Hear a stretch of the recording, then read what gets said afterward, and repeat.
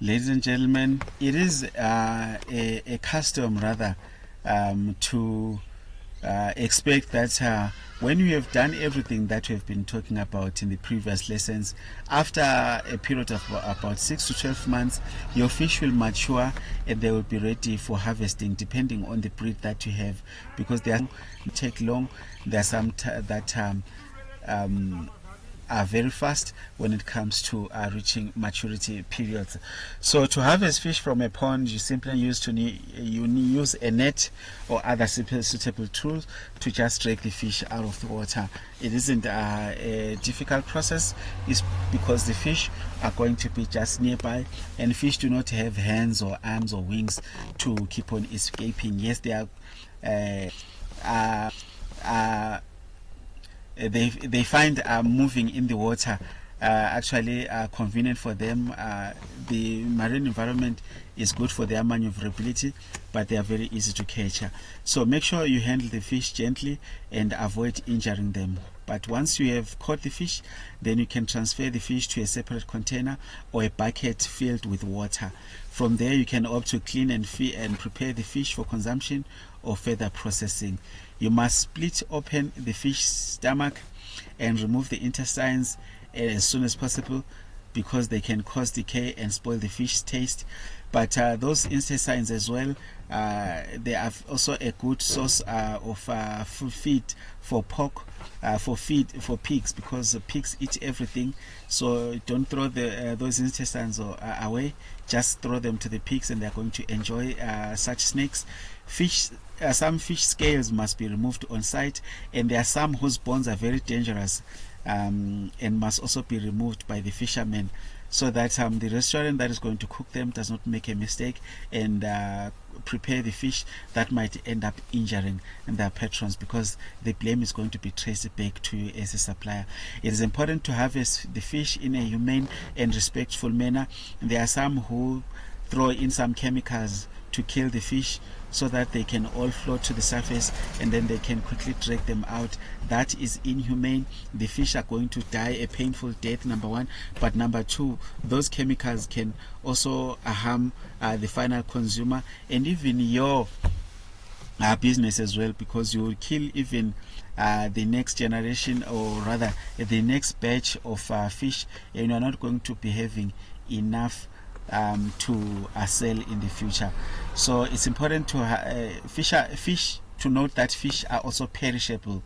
You must refrigerate the fish as soon as possible, or you must dry them by curing them with special spices as soon as possible, because within an hour or two their smell is going to start changing, and that is also going to affect their taste as well. Put them in a bucket as we have seen, and if you haven't decided what you do, just make sure that the bucket is going to be filled with water so that the fish can remain fresh for a long time. But after harvesting, we have to also talk about the next step from there, so that your business does not end there. Further breeding. So fish, you have to note that take a bit long to mature, between 6 months to 2 years actually, while waiting for just one breed to mature. So that takes a long time. So you just have to have a succession plan in mind, so that when you finish harvesting one yield, then you can get another. But even though they can take too long to mature, going to get there worth it, because if you fill in just one bucket with probably 100 to 200 fish, one fish can cost between $2 and $5, so that is going to be about $500 to $1,000.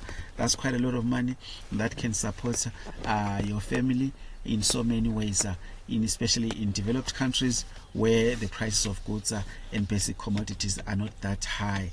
So to breed fish for more food, you start by selecting healthy breeding pairs of fish from your existing stock, and then provide them with a suitable environment for breeding, such as plants or structures for egg deposition. Monitor the breeding process and remove any aggressive fish that may harm the eggs or the fries. After the eggs hatch, make sure that you provide proper nutrition for the fry to ensure their growth and development. So with proper care and attention though, you can successfully breed more fish for food. This picture though just shows you that there are so many professionals who are always there who can help you with your fish industry, so that you can be able to breed them properly and be able to start a successful business using this kind of commodity. And there are those that can give you freshly prepared fish eggs that you can just incubate and hatch on your own and be able to control the quantity and the type of fish that you are keeping. Mind you, if they give you 1,000 eggs or 2,000 eggs, it's going to be easier for you to have a lot of fish come the end of the 6-month period than having to go to the river to try to fish them yourself. If you have, they can sell thousands and thousands of eggs to you at a lower price, and that is going to save you time, save you costs as well, and help you to get as much fish as possible in the future.